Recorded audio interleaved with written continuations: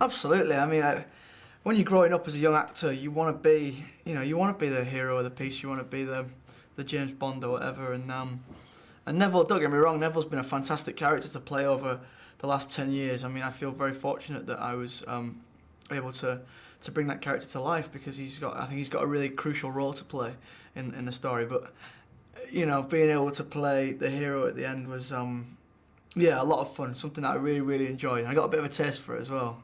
I'd like to do it again.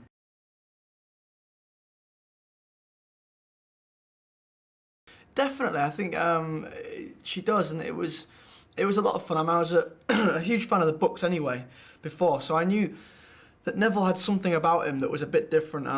There was, I mean, he was in Gryffindor, but he didn't seem like a Gryffindor. But there had to be a reason, and we saw sort of aspects of it, and little glimmers of it when when he stood up to Ron, Hermione, and Harry in the first film, and got the 10 points of Gryffindor. And he turned up again with the gillyweed in number 4 for Harry, and he's just always been there. And then for him to finish up on this high, and I think really for Joe Rowling, the character of Neville was the one that a lot of people can relate to. He's the everyman who doesn't have a particularly good time at school. He doesn't have that many friends. He's bullied by Malfoy and gets into lots of scrapes and things, and yet he comes good at the end. I think it's a really nice message that you can start off slowly in life and then still end up being the hero and go on to be whatever you want to be.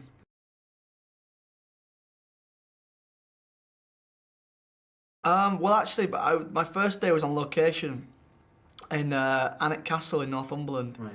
And I mean, that's a pretty spectacular location anyway. And to go on, and I'd met sort of a few of the crew at the read-through, and I'd met most of the cast. But to go onto a film set like that, I mean, I was terrified, and Chris Columbus made me feel very comfortable and tried to put me at ease, and he was very good at that.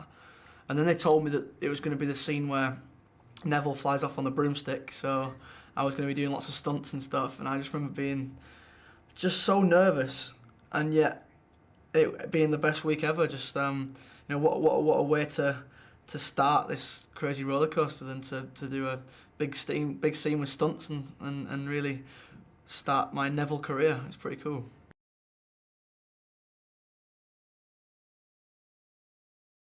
Yeah, that word legacy is a bit strange. That's weird. I struggle with that. It's not really sunk into me quite what Harry Potter is. I mean, I've been to Australia and New Zealand and America and Japan and all these exotic places where Harry Potter's huge, and yet it still doesn't quite compute for me. It's a strange thing, and I don't think I'll really appreciate what we've done and what we're leaving behind for another decade or two when I've got my own kids and that. But it's yeah, I think well, I'm just very proud to have been a part of it, and I think what it'll leave behind is just a good message in there. I mean, hopefully the films are good as a piece of filmmaking and good for cinema, but I mean, there's a nice message in there as well that good will overcome evil, and love and friendship and all those kind of things that J.K. really tried to get across with the books.